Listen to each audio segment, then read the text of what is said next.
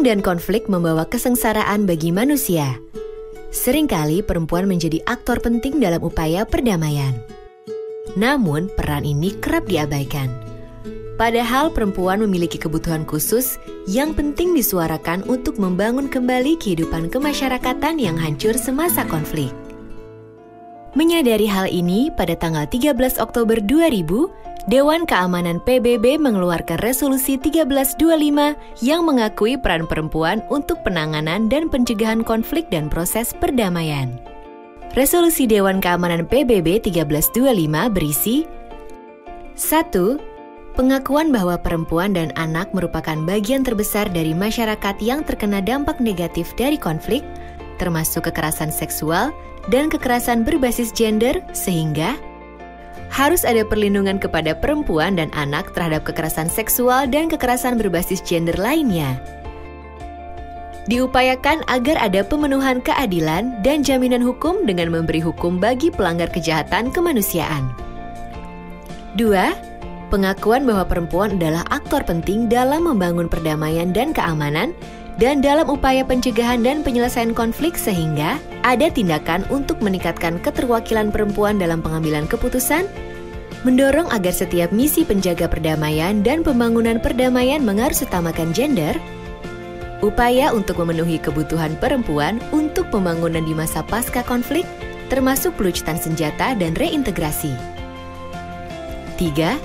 PBB, pemerintah, LSM, kelompok masyarakat sipil dan aktor masyarakat lainnya dapat turut serta memantau dan mengimplementasikan resolusi ini di tingkat nasional maupun internasional.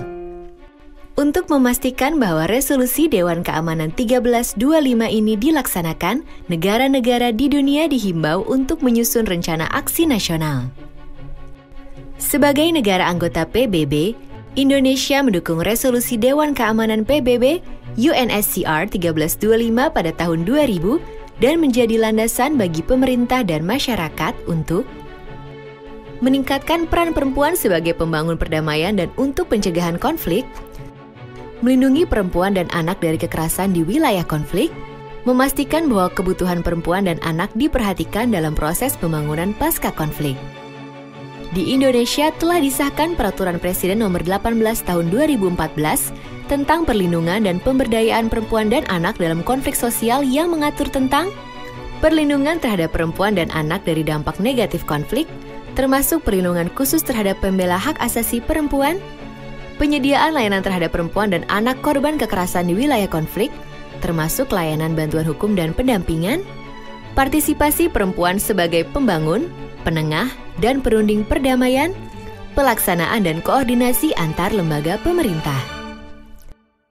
Tidak hanya itu, kini Rencana Aksi Nasional atau RAN tentang perlindungan dan pemberdayaan perempuan dan anak dalam konflik sosial atau P3AKS telah disahkan, yang diharapkan dapat menjadi kebijakan atau undang-undang perlindungan khusus bagi perempuan di wilayah konflik di tingkat provinsi dan kabupaten atau kota. Sebagai gambaran, Rencana Aksi Nasional ini mengamanatkan berbagai upaya sebagai berikut.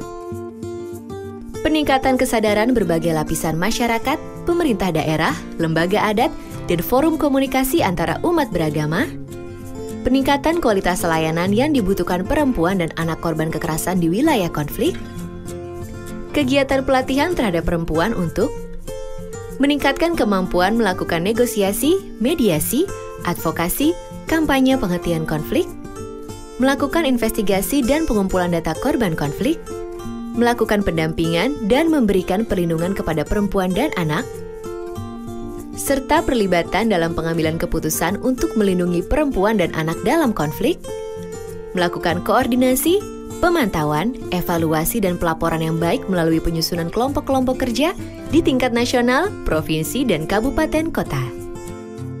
Semua yang dilakukan di tingkat dunia dan dilakukan oleh Indonesia saat ini, semuanya untuk menjamin bahwa perempuan dijamin haknya untuk berperan aktif sebagai pembangun perdamaian dan dilindungi dari dampak negatif konflik dan peperangan.